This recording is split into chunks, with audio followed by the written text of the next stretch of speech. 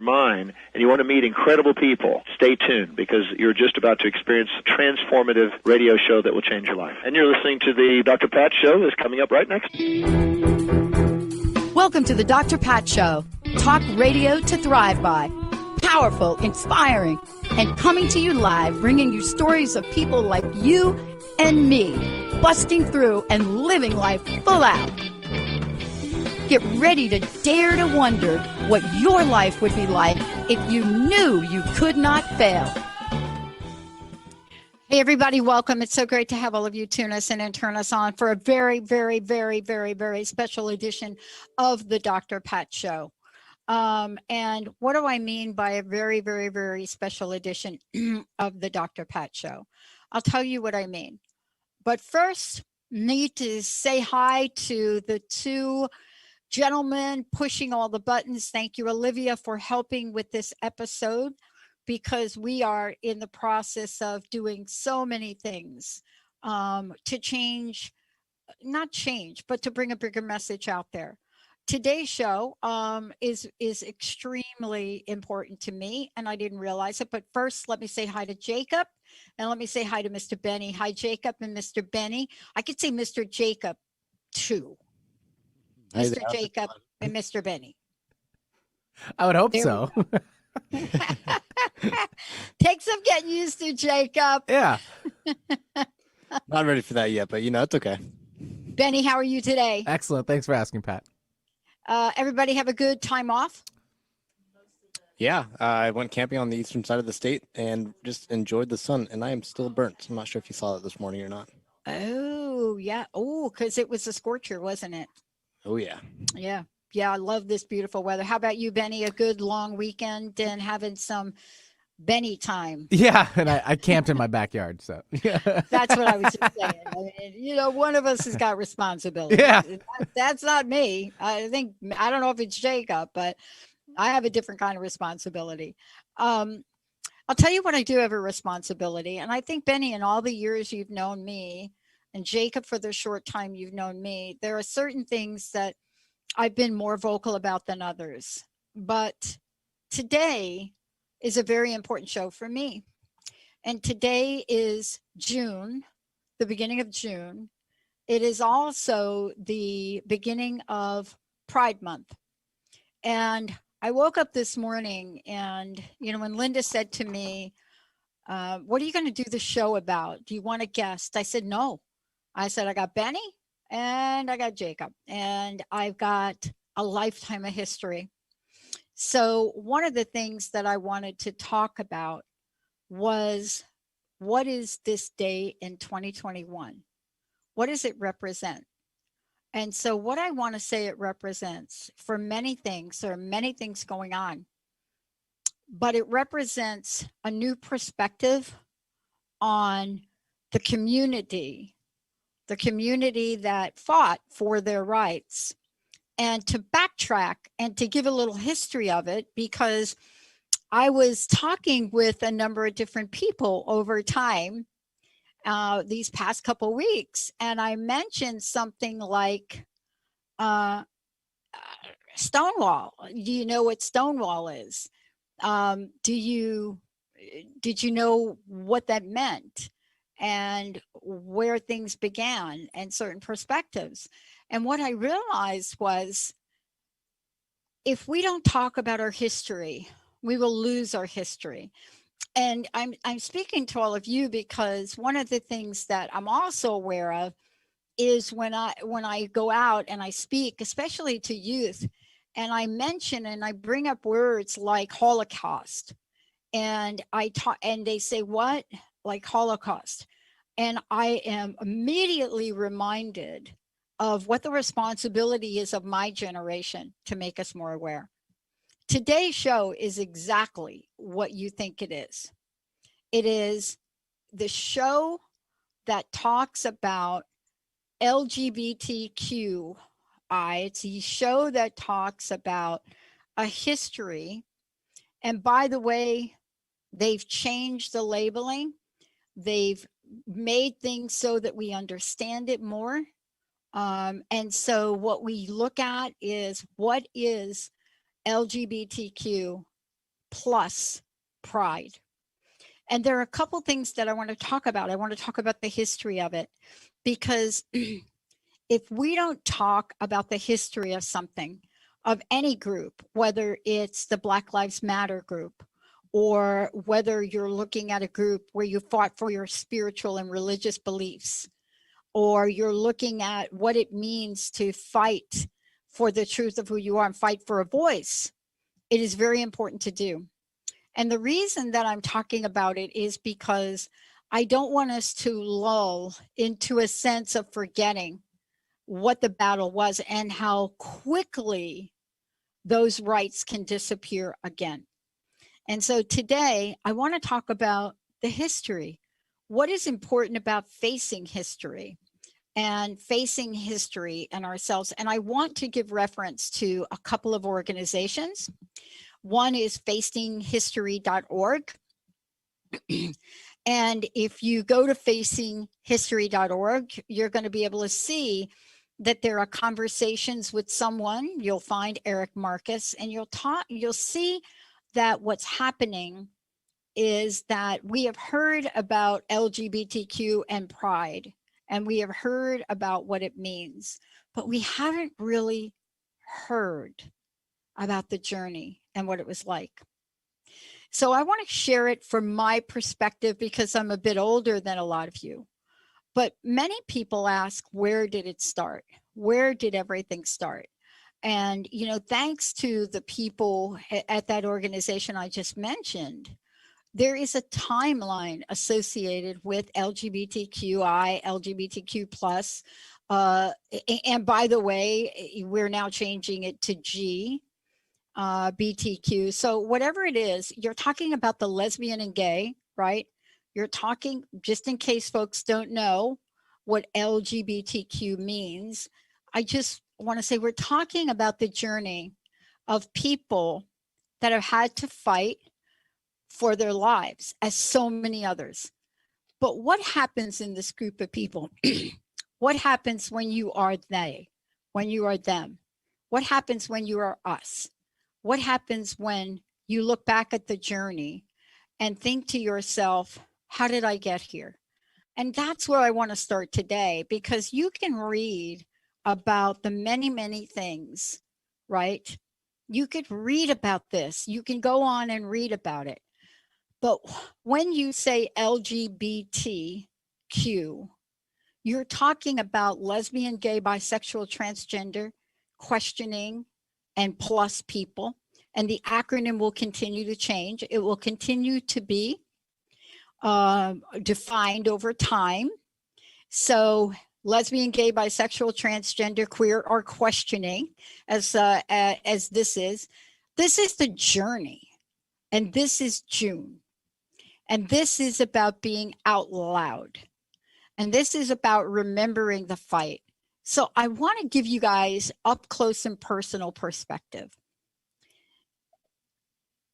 because sometimes I think we take it for granted. I think that, you know, we have made so much progress in the community, but what is at risk? And if we don't remember, and if we don't hold on to the fight, then what happens? And we're starting to see it.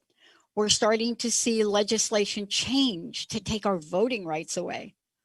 And when something as powerful as voting rights is being changed because something in a state doesn't go towards one party or the other, when that happens, then you make every group that has fought for rights and freedom vulnerable, because those voting rights that got us to where we are today, that got us to the place to really stepping out and honoring people as equals, those change and become vulnerable.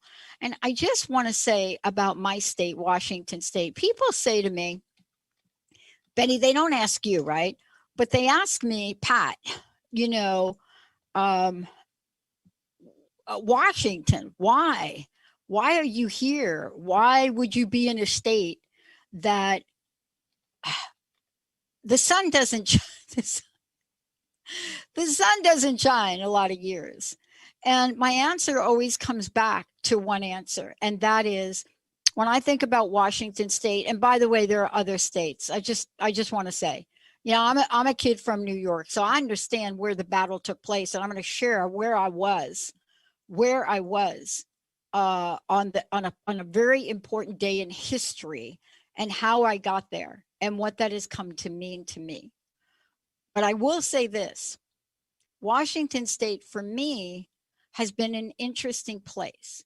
It's been the place where, when I think about the people in government that have come before, and I want to talk about one person in particular who sort of faded off into the sunset, Governor Gregoire. And I want to talk about Chris Gregoire for a minute, because what Chris Gregoire did before other people thought about doing it is by far unprecedented. So what is it about Governor Chris Gregoire, who signed a law? What did she do to change the landscape?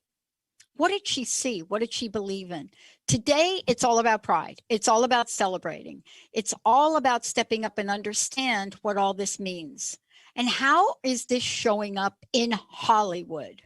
How has this been starting to show up in shows like Billions, where language is being brought to the mainstream, where we're looking at Asia K. Dillon, who plays Taylor and has created an entire language? What is it that we have now emerged as? And how vulnerable are we going to be if we don't keep the history going? Let's take a short break, everybody. When we come back, where did it start? What did it look like? When people say Stonewall, are you thinking some fancy place? I'm going to tell you exactly what it was. And of course, Jacob will be putting up pictures. But when we come back, LGBTQ pride.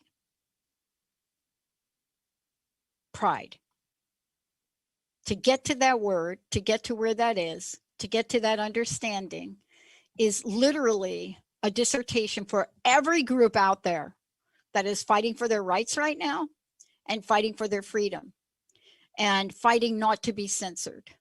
We're going to take a short break, everybody. When we come back, we're going to talk about Stonewall. Was that really the beginning? Stay tuned, everybody. We'll be right back. All clear.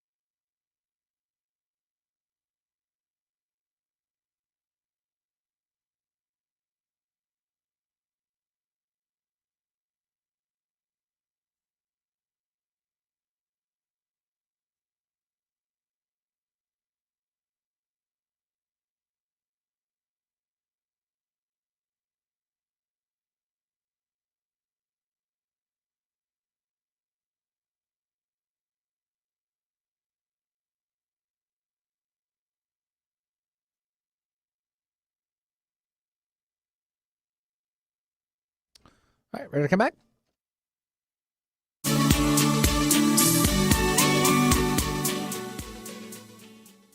Hey, everybody, welcome back for a special edition. It is June. Yep, the rent is due, stuff like that. All of that's going on. But this is 2021, and this is 2021, where this is all about 2021, right?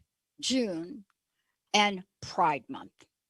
And so throughout the show today, LGBT Pride Month, LGBTQ plus Pride Month, whatever that means to you, you get it. This is lesbian, gay, bisexual, transgender, and questioning and plus and so much more than any of that acronym. But it's come to mean something. First of all, it's come to mean anytime you see a rainbow flag. Now, how interesting is that? But what should you know about this? And what should you know about this month? And what should you know about what happened? Before I talk about June 28th, 1969, and I will talk about that up close and personal, because you had to be there to get it. And if you were there on June 28th and shortly the days after, if you were there, something happens to you. But you never thought in a million years that if you fast forward to 2021, that you'd be doing a show and talking about a teenage year experience. But before I do that, I have to really mention, for me, an interesting note about LGBT rights in Washington State. And this is really, to me, what I talk about when people ask me about the state that I live in. I talk about Washington State as a state of freedom. Although we know there are inequalities, we know we have a horrific homeless situation here that is going unattended. But when I think about this state, I think about the possibilities. And next hour with Jessica, we're going to talk about that more. But then I think about what happened in 2011. What happened here that was more than what was happening any other place in the world? It was a battle to get same-sex marriages, a battle. Every state, everybody participated in it. You know, the battle that was led from the fine state of Hawaii, you know, to bring a level of awareness to this. It was just unprecedented. But when I think about us, something happened here, and people say this did not happen in any other state in this way. And Benny, you can fact check me on it, but I'm pretty sure I got this one. And so what happened was 2011, Washington State recognized same-sex marriages performed elsewhere as the equivalent of its own domestic partnership. There it is. But this started earlier. You know, this started back in 1998, defining marriages here.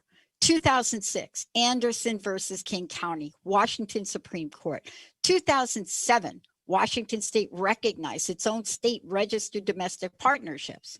I mean, you're thinking about this and you're thinking, really, back then? But even before that,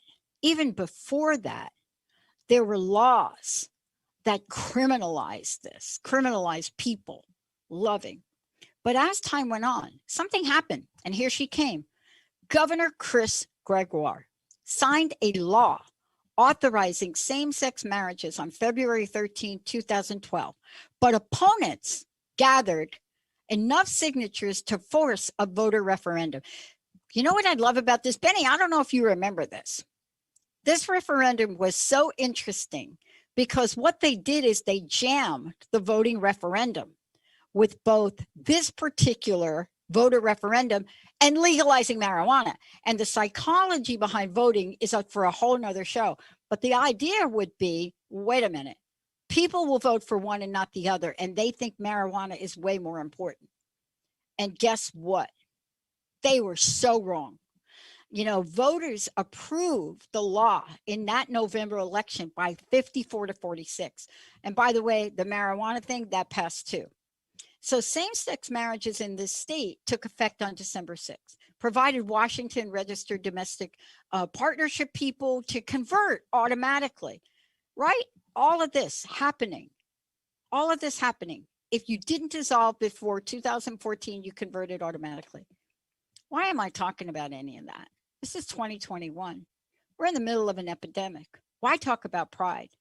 Well, I'll tell you why I'm talking about this, because if you really want to talk about an epidemic and you really want me to talk about what my life was like in the 1980s, living in New York City, watching a mayor of New York City completely deny AIDS and watching gay men die left and right, painful deaths. We can talk about that because that's part of the history too. But I want to go back, and I want to thank Asia Kate Dillon for stepping out and saying non-binary. And we'll talk about that. But what happened? What does the history look like? For those of you out there, there's a great LGBTQ history timeline reference. And I think Jacob is going to be putting it up. And it talks about timelines that even go back to 2nd century, that talk about 1623 and Francis Bacon. There's a lot here you could look at. And the history from what it was documented goes right through.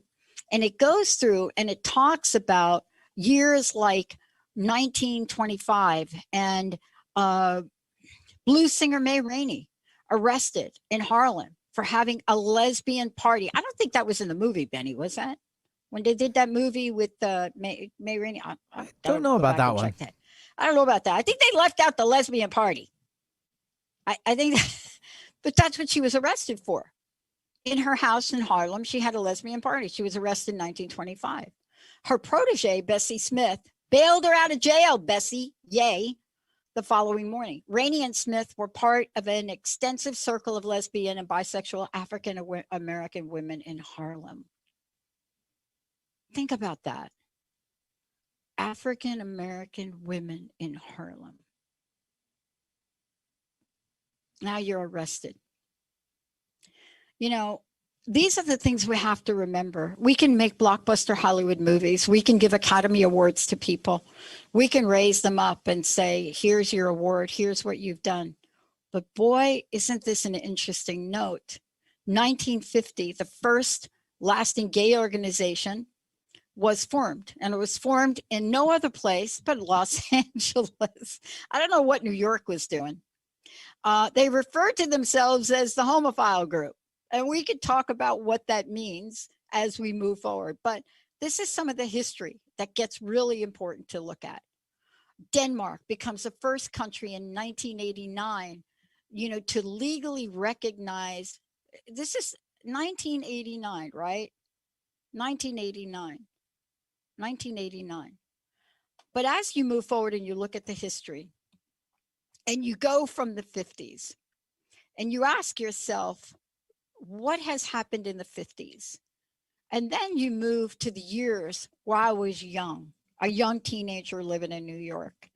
But at a time where when you went down to New York City and you went down to the Village, I love saying that. You went down to the Village, right? It used to just be called the Village. I think now you got to call it the West Village because like something else happened in the Village where you can't even afford to live there now.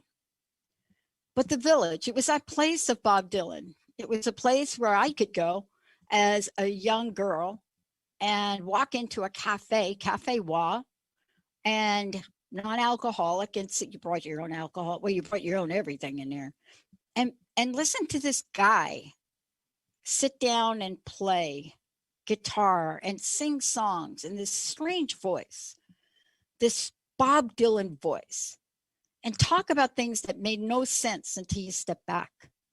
It was the place where this same guy almost destroyed his fan base the minute he walked in and played an electrical guitar instead of acoustic. Those were the days when we talked about the nuances of music, and we talk about them today.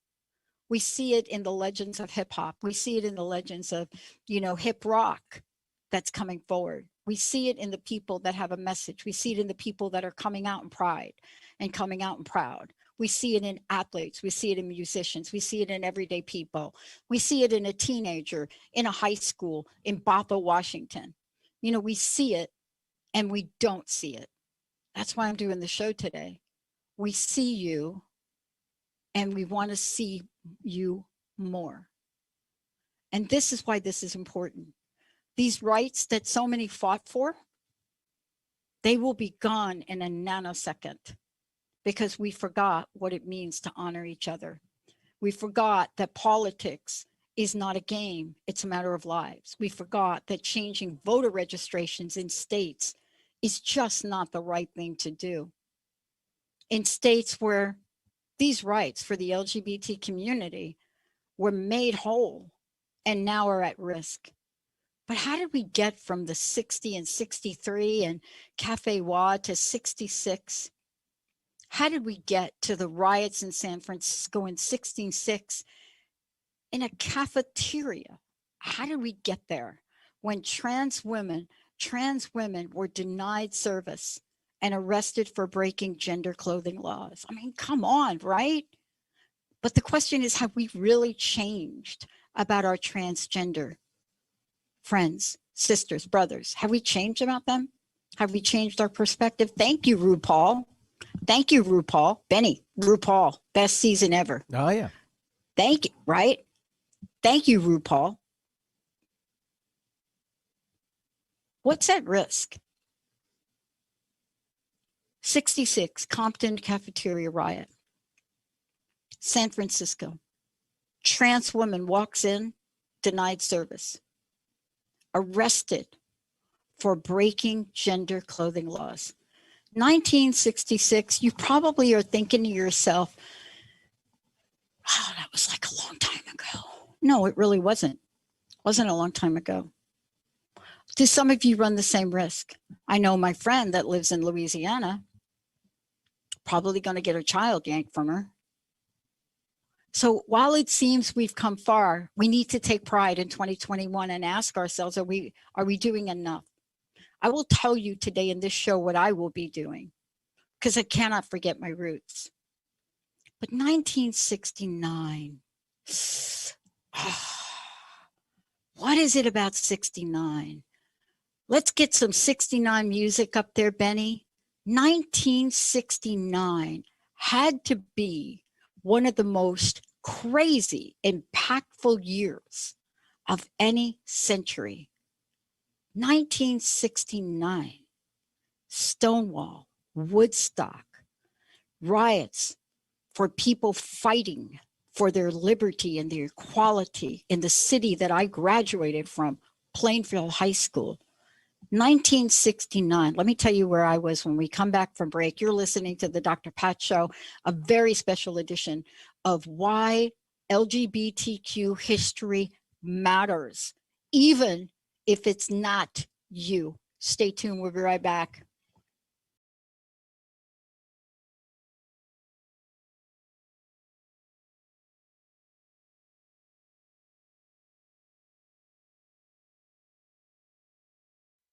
All right, all clear.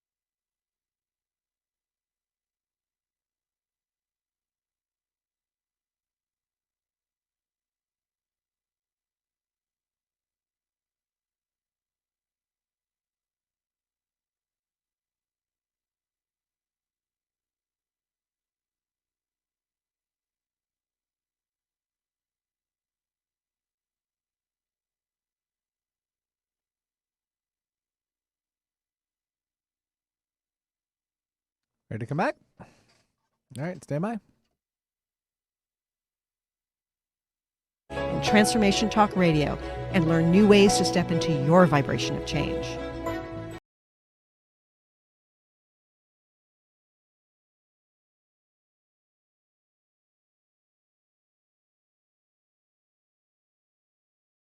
I'm giving you a flashback into the history, but this is important conversation in 2021, and I'll tell you why.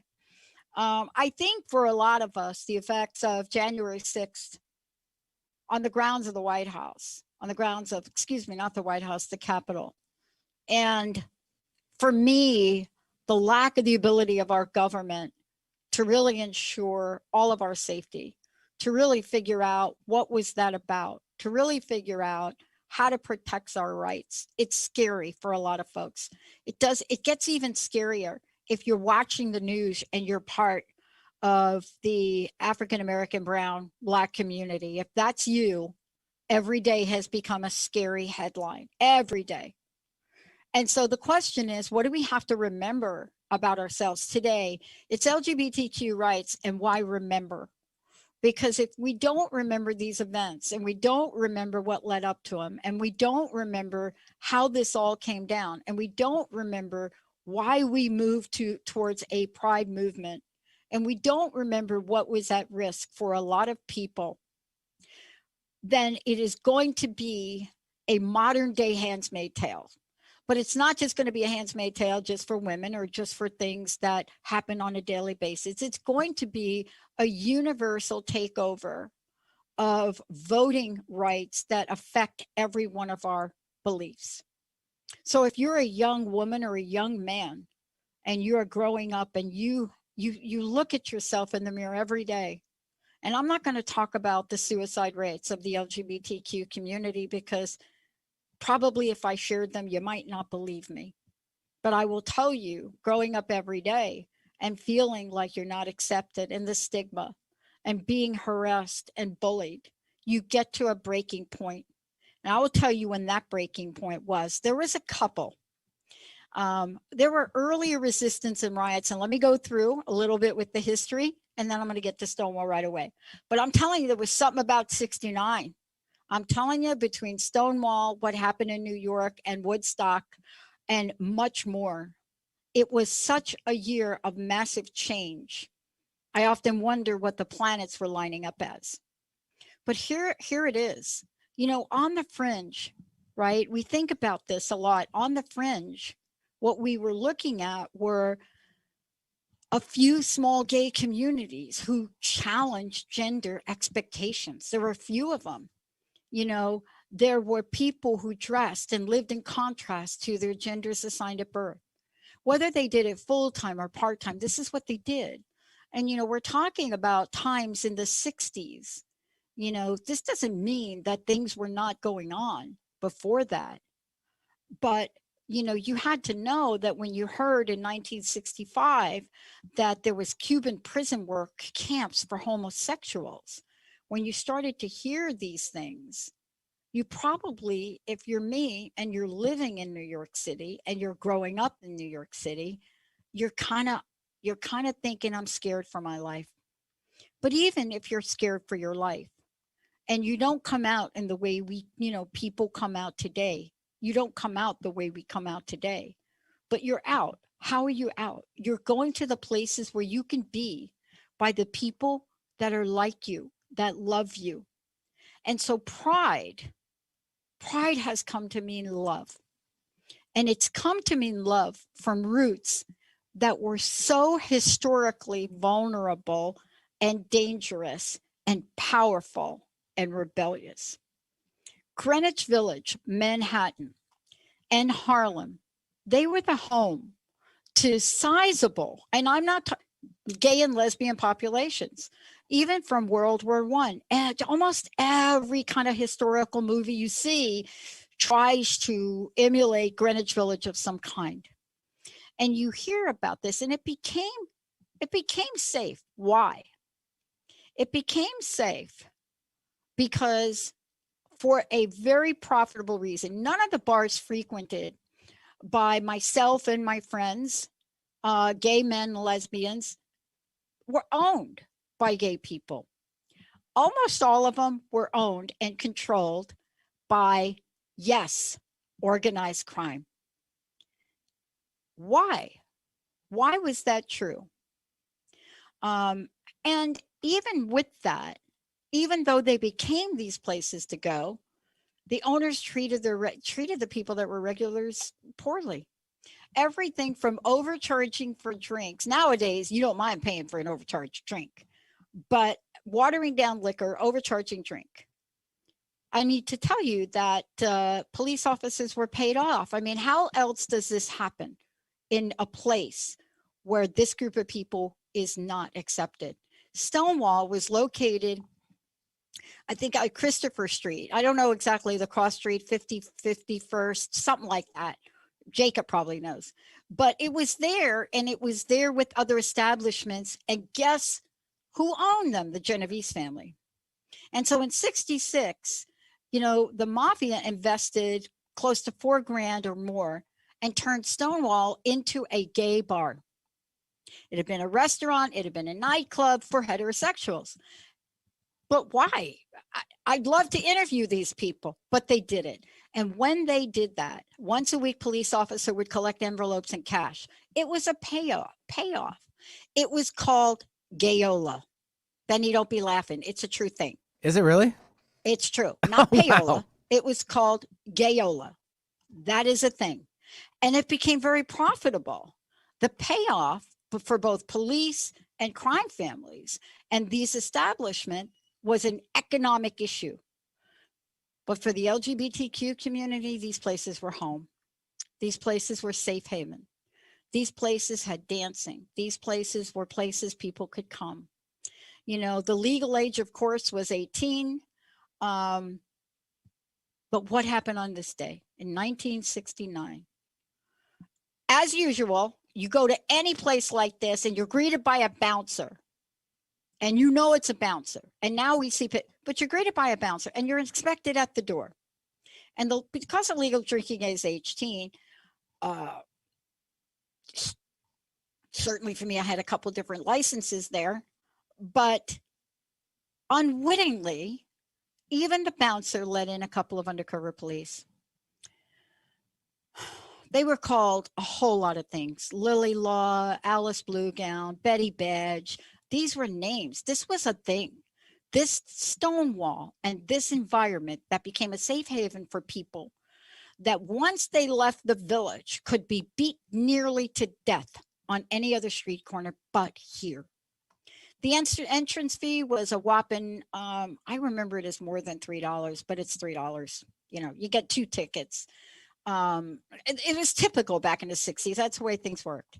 You had to sign your names into a book. You had to sign your name into a book to prove that you were walking into a private establishment. Nobody signed their real names. Just hello. Nobody signed, but you had to sign your name. And you would sign your name in there. And then there were 2 dance floors at Stonewall.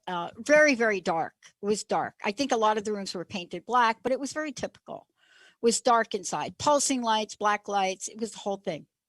If police were spotted, the lights came on. So you went from this totally black. This is so cool. You're in this black room, music, strobe lights, and then somebody spots a police person in, and all the lights go on.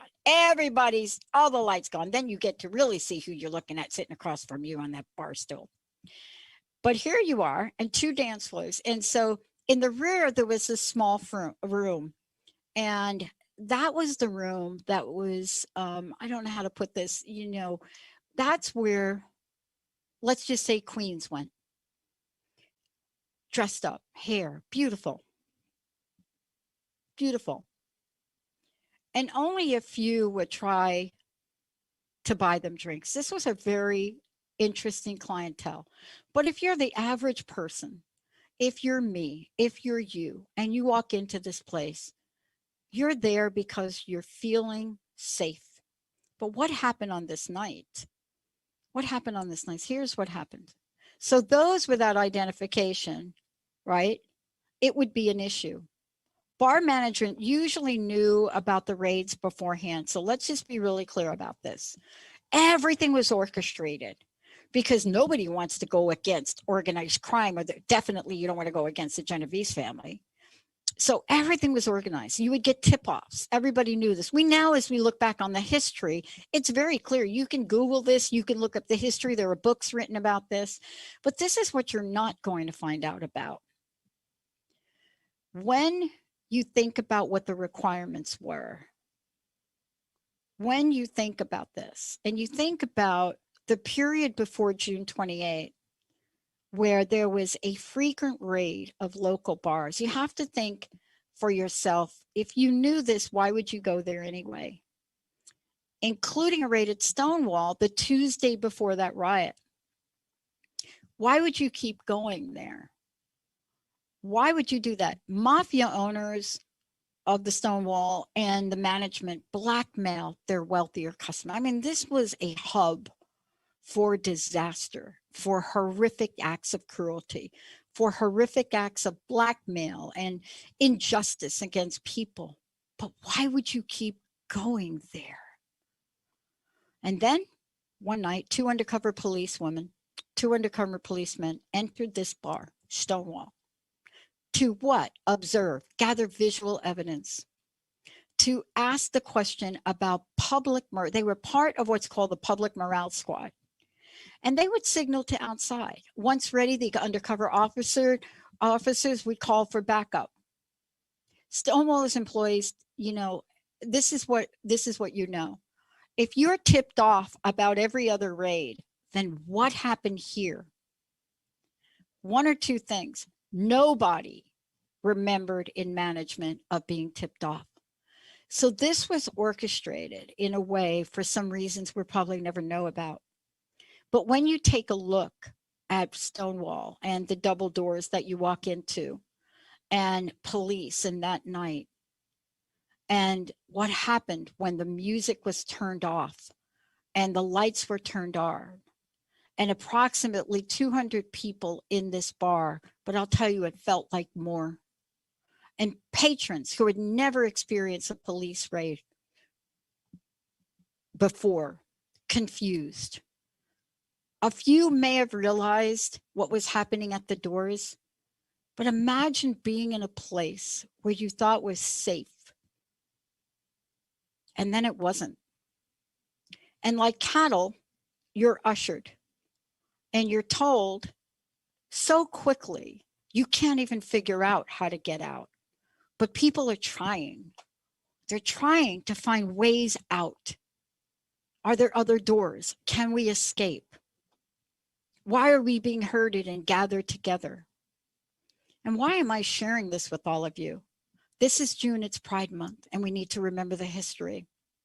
Because we can, if we don't remember the history of all those that have come before, all of the Harvey Mills, all the people that have come before to fight for rights that nobody ever thought the community would get. Nobody ever thought this would happen, to fight for these rights. We are so vulnerable right now that these rights can be taken away in a second. And by the way, in certain states in the United States, they are being taken away.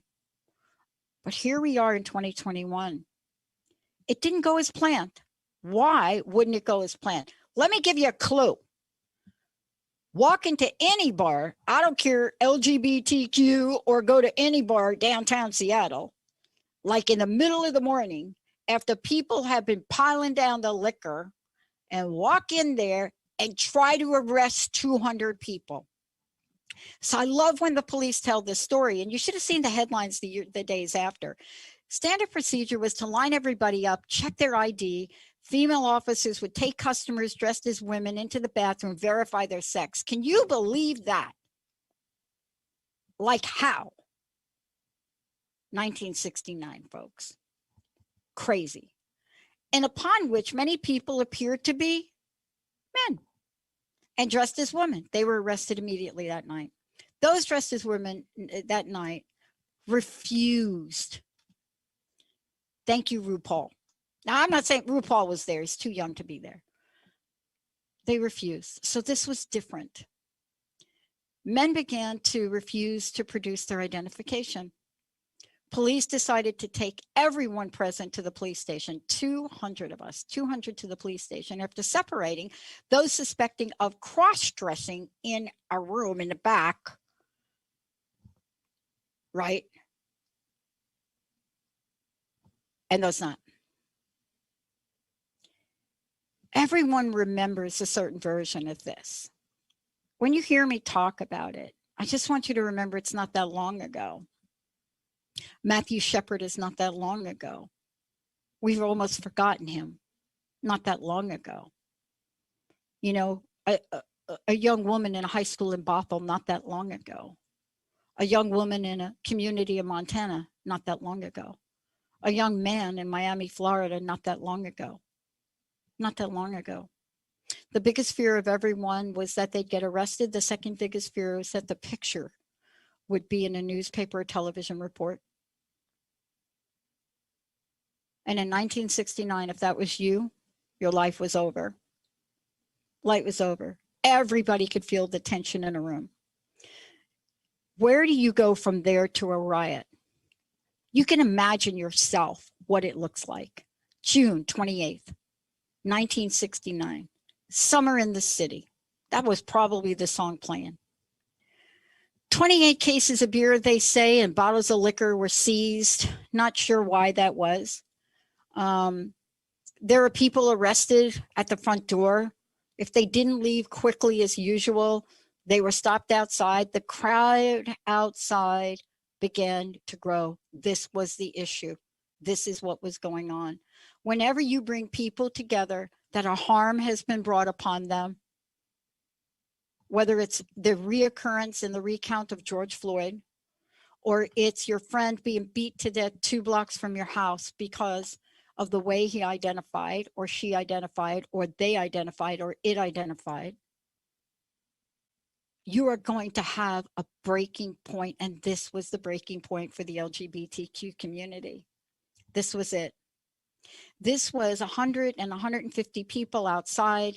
A lot of them were released. Police cars, the crowd, police pushing people left and right, kicking people. Gosh, if we'd have had cell phones then, you'd have seen this for real. You can look at some of the pictures. You're not going to get very many of them, because back in '69, the media just didn't tell the truth. Today, they don't either, but thank goodness for cell phones. Some people were released. The first patrol wagon arrived, and there were so many things that happened. People were shoved. They were pushed. They were loaded into, I don't know, what do we call them? Police cars. But then the break-even point, a scuffle, it was more than a scuffle, they call it a scuffle, broke out between a woman in handcuffs that was escorted from the door of the bar, waiting a police wagon several times. She escaped repeatedly, fought with the police, swearing and shouting, 10 minutes, described as a typical New York butch, a dyke. So why am I telling you this? Because many people don't know how the riot started. The story that doesn't get told is what happened at Stonewall to the lesbian population and the women that were here. This is where the rubber hit the road. This is what happened. And this woman whose identity remains unknown, some people know her, some people can remember her, went berserk. Went berserk. It was that moment right there, just like many of us who marched, who were part of marching and marches for equal rights, rights for women, rights for people of color, rights, LGBT. There's always a moment where you can feel it. Seattle, Capitol Hill. There's a moment you can feel it.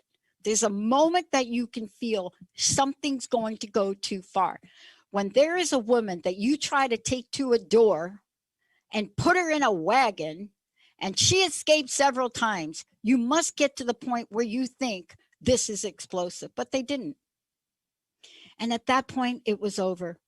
The police tried to restrain the crowd. They knocked down people, incited even more. The handcuffed people in the wagon. You had to be there to see this. The handcuffed people in the wagon literally escaped from the wagon, handcuffed. They had to be left attended. This was the beginning of a movement that could never be reversed. Many people ask me how I felt about George Floyd. They asked me about what I recollect. And I said to them in a recent interview, I said, you know, George Floyd was a nightmare, a disaster. It was so sad to watch. It was heartbreaking. It was gut-wrenching. But the courage that emerged from there, the courage of a young person to video, the courage of a man to hold on for that many minutes, the courage of the people around to stand their ground, the courage of what happened in that moment, as hideous as that was a Stonewall moment. That was the moment where you said you've had enough. That was that moment. And there have been so many other moments. There are moments, and there are going to be more moments, because this moment set the stage. It set the stage. What then came next, the cops didn't get paid off. The people in the crowd started to throw coins. You're lucky if you didn't get hit in the head. They were throwing pennies. There was so much that went down on this event. There was so much that this went down. The police were outnumbered at this point by 500 and 600 people. Grabbed several people, including folk singer and mentor Bob Dylan, Dave Van Ronk, who had been attracted to the revolt. So remember what I said to you. This was my playground. This was me going to hang out with Bob Dylan at the Cafe Wall, listen to music, Stonewall, many other places down there. This was the Village in the 60s. And so here you are, and you now have ignited a spark that was never going to change. When you talk to people about this event, and when you ask, what was it that you felt in your heart? And I will tell you what my answer is. There's only one answer. And it's the voice and the sound that resonates to this day. If you haven't heard this voice, because you feel better, the economy's opening, you think that we're on the path to something great, you think that we will go back to a new normal. Pride is to remind us of the journey that so many people have taken to step forward, because what they felt inside was the collective consciousness of a group of people that had been persecuted, where crimes had been hidden. So much mimics what we see in the headline. It was done. Not going to take it anymore. Not going to take it anymore. And then for 3 days later, it continued. But that wasn't going to be the end of it. This became the beginning of a movement. As we were watching in the headlines, a beginning of a movement. And I will tell you that beginnings of movements, they take on an energy and a life of their own. And so many people were damaged on that night, were hurt on that night. So many people stood up for their rights on that night. And it's so important as we enter June, and I'll be referencing Pride Month all along the way, that we remember why we call it Pride.